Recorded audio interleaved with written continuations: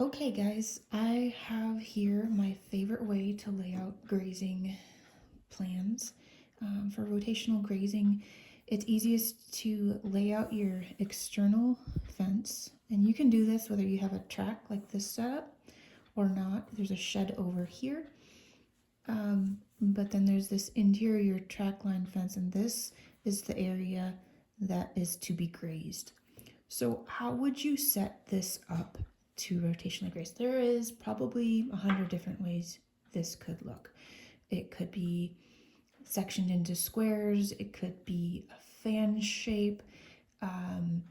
Really, with horses, the biggest thing you want to watch for is that there aren't weird corners that they get caught in, especially if you have multiple horses in that space. If there's just two horses, it might be a better dynamic with a smaller area than, say, trying to put 5 horses in that same area. So I typically try to make sure that the horses have plenty of space to maneuver, not get caught in a corner, that kind of thing.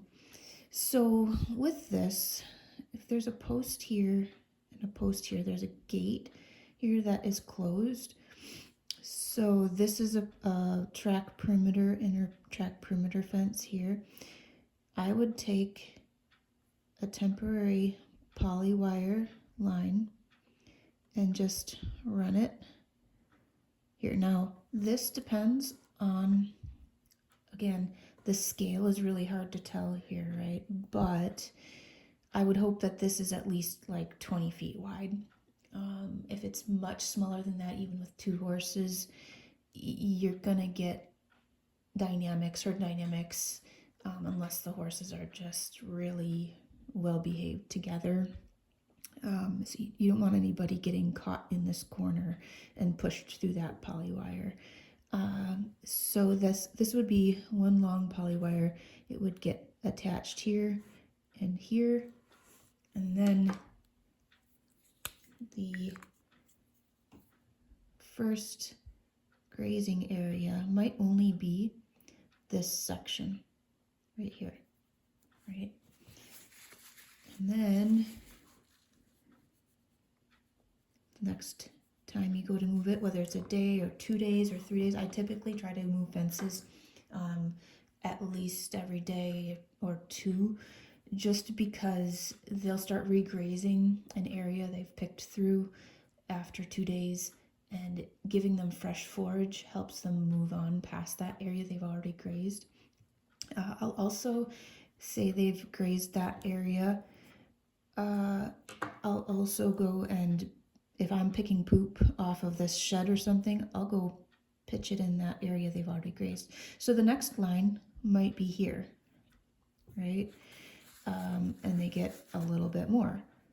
And you just progressively move it a little further, a little further.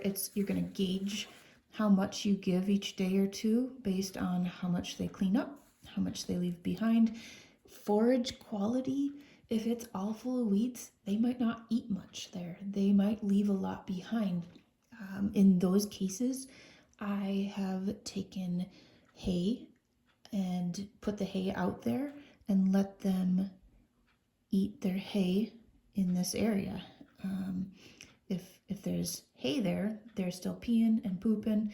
They're chomping those weeds down, mashing them down a little bit. So you're progressively moving this line further and further until you get to the end here, right?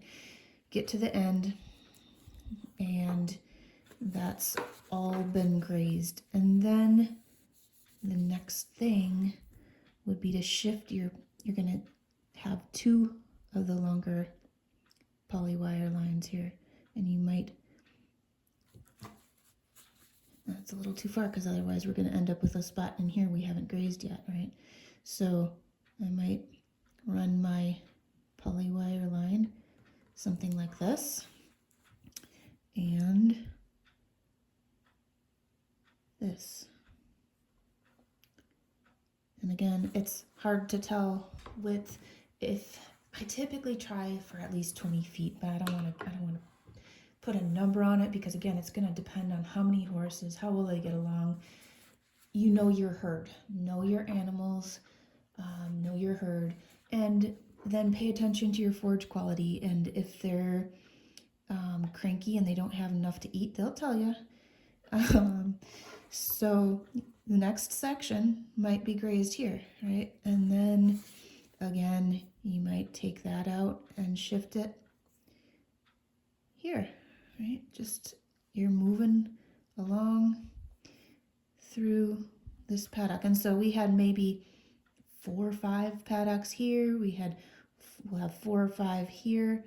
The great part is if there's a part of this area that's really good grass, like maybe over here the grass is really good, but over here it's pretty crummy, you can adjust for that by moving that red line less or more.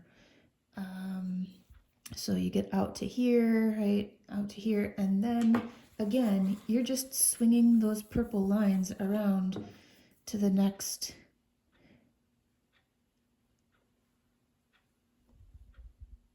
spot. Again, not exact. If there's going to be one spot that gets overgrazed, it's going to be right in here, right?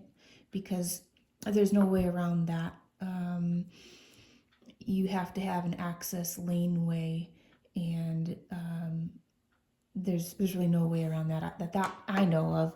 Maybe someone else has an idea on that. I'm open to ideas. Suggestions are always, I love learning. But this is kind of one way you could do the rotation on this paddock.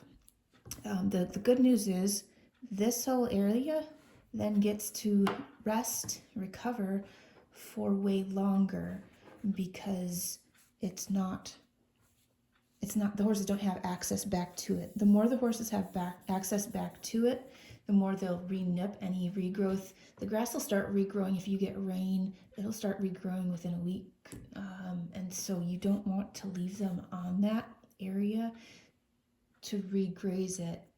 And they love those tender new little shoots. So you're just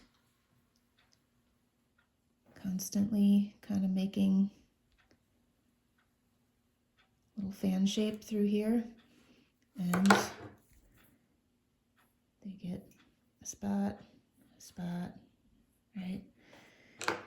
The other thing that's an option is if you've got another gate over here, instead of trying to go all the way from here all the way back to here, you can open this gate up and come in and do the same thing that we did right here, and your grazing lanes aren't as long, and so that reduces the amount of times they're grazing and trotting down on that gateway area. So another there's 100 different ways we could split this up. Maybe I'll make another video showing a different way to do that, and I'll turn this one off here. Thanks for watching. Hope that helps.